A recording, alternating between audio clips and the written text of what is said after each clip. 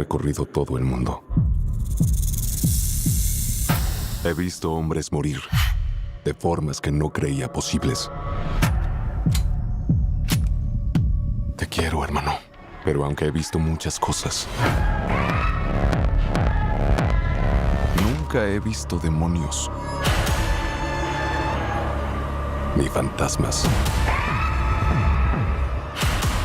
ni magia. Hi guys, I'm Alan Cruz from Cultura Colectiva. Thank you for being here.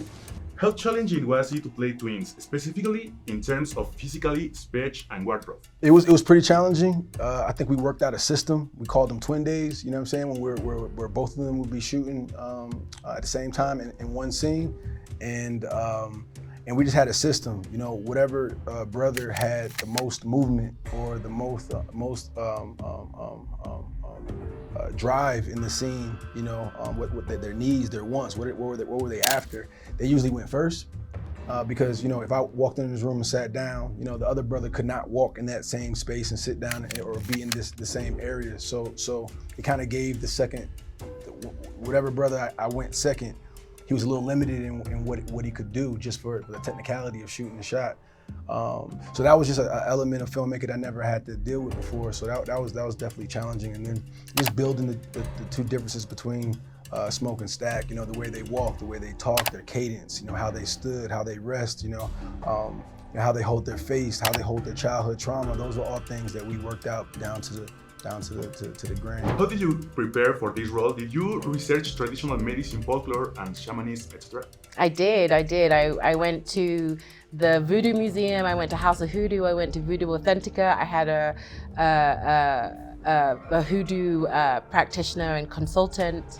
I read books. I read about Ifa, the Yoruba religion, and I felt like a lot of people were coming to me who were spiritualists and conjure women and healers, and you know, my dad is into traditional medicines in Nigeria, so we were having these conversations. Never spoken to my dad about traditional medicine, and all of a sudden, like I was like kind of drawn back to my roots and my motherland, and even my mother tongue.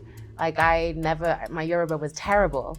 I mean, it's still not great, but I can now have a whole conversation in Yoruba, and I couldn't 6 months ago, you know?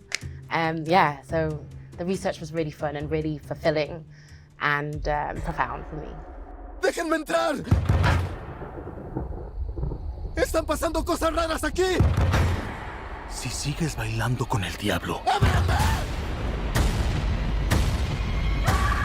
¡Déjenme entrar! ¡Por favor! ¡Déjenme entrar! ¡Ábranme! Your films always have a strong cultural and emotional game. How did you balance that with the horror elements in Sinners? That's a great question. I actually found that they complement each other. My favorite horror movies tend to have a really, really strong, intense, almost primal emotional undercurrent. You know, one of the films that I watched in preparation for making this was a film called Don't Look Now, which was about a grieving couple that go to Venice and becomes a supernatural kind of gothic style horror film, psychological horror film. And when it goes into horror mode and characters' lives come under threat, their psyche comes under threat, you care so much more because you understand what the emotional dynamics are between these characters. You understand what their hopes and dreams are, what they fear, what it is specifically that they like about another person. And I find that it just makes the horror so much richer. You know, all the classics, man. If you really, you know, pop the hood on the classics, it's usually like something very emotionally intense and primal and understandable happening.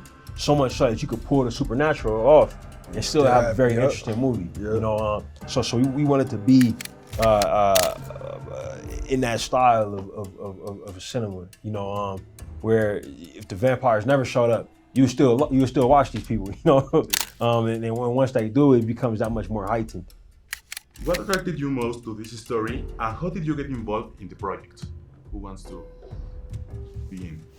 Okay, yeah. How did I get a part of the project? So I've been touring for a while with her. She's an amazing artist. And towards the end of the tour, she gave me a call and she said that, hey, big little bro, she said, you know, there was somebody in the crowd that saw you and they think you might be good for this role. So I was like, you know, okay, not really, you know, knowing what to expect. And I did the audition and I sent it in and I got a call back and I was able to speak to Ryan and meet everybody and I was like, is this really about to happen? And That's so awesome. a couple weeks later I got a call and they said I got it. So that was, you know, surreal. That's awesome. Hailee?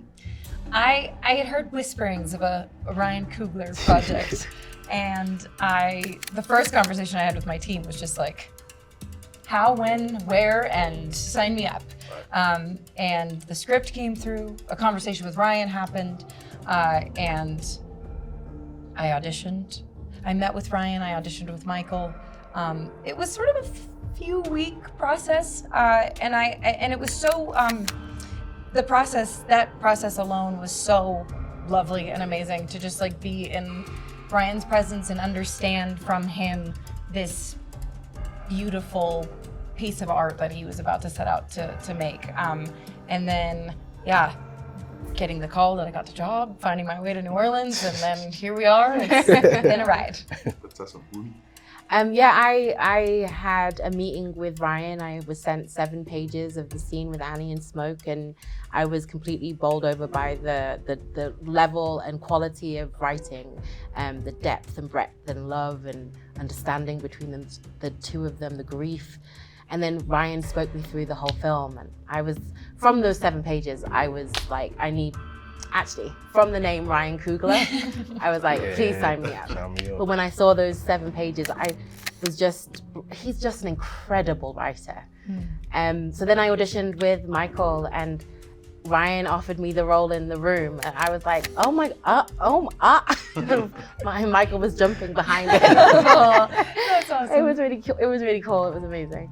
The last question, what attracted you most to this story and how did you get involved? Oh, maybe. One more time, say it one time. What attracted you most to this story? I think for me, it was something different, you know, playing twins and seeing how they interacted with the world around them. You know, I've never seen a period film in this genre where it felt like, you know, these characters had the ability to have fun. You know what I'm saying? Just live out their normal lives without another more stereotypical circumstances around them. Even though they did exist at that time and we still addressed those things, they were able to just to, you know, go to the store and get groceries or, you know what I'm saying, like round up their friends and have a party that night, you know what I'm saying? So there's a lot of these characters just living their everyday lives that I just enjoyed so much. And, you know, with Coog's vision and the world that we built around it, it was beautiful to see. Time's up. Well, thank you.